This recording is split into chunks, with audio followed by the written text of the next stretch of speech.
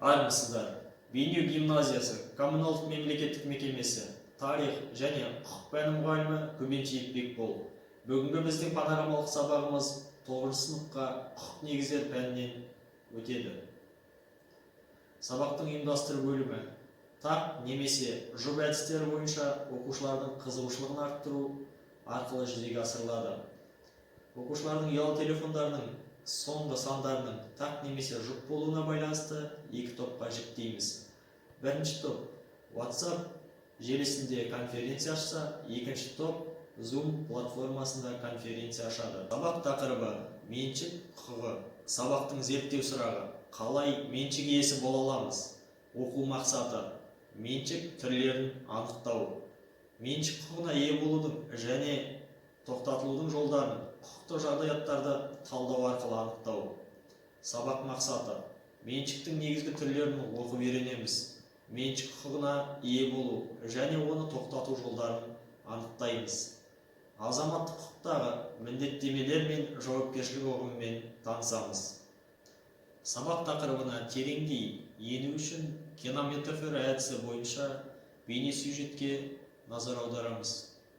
Кейс стади әдісі бойынша тақырыптың негізгі бөлігін оқушылар диалогтық байланыс арқылы конференцияларда талқылайды. Мәтінмен толық танысып, бір-біріне мазмұндайды, баяндайды. Дауыстау ойлау әдісі арқылы мәтіндерді оқушылар бір-біріне жіберу арқылы, екіншісі тыңдау арқылы тақырыппен толық танысады. Меншік иесінің құқықтары иелену, пайдалану, билік ету болып үшке жіктеледі.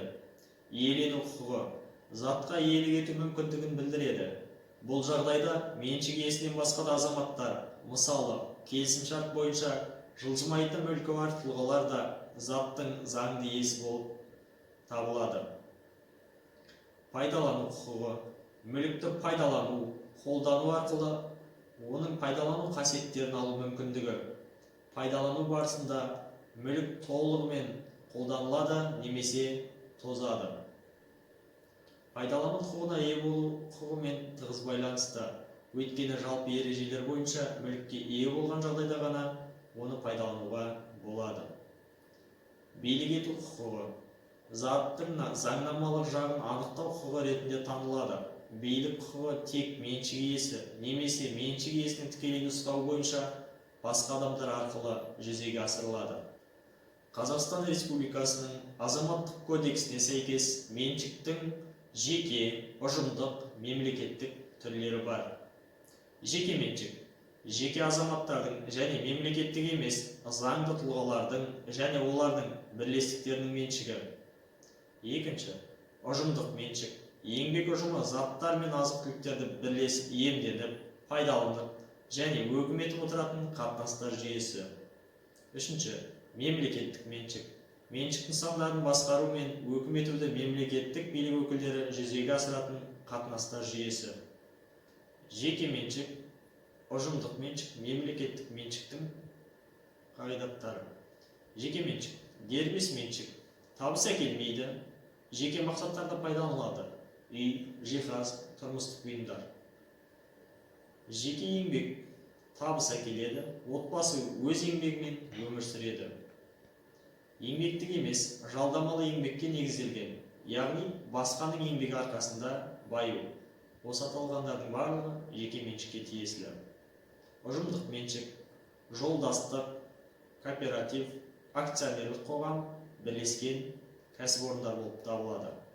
Мемлекеттік меншік республикалық қазына мен мүліктен тұрады. Коммуналдық заңды тұлғаларға бекітілген жергілікті қазына мен мүліктен тұрады. Оқушылар өздері ашқан конференцияларда 1 минуттық әңгіме тәсілі арқылы мәтіннің қалған бөлігімен танысады. Меншік құқығын тоқтату негіздері: меншік иесінің еркімен тоқтату, яғни сату, сыйға тарту, мүлкінен өз еркімен бас тарту.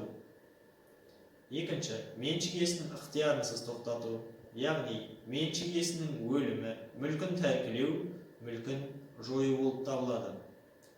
Осылайша меншік құқығы біздің өмірімізде маңызды рөл атқарады және меншік құқығын қорғау қазіргі заманғы мемлекеттің негізгі міндеттерінің бірі.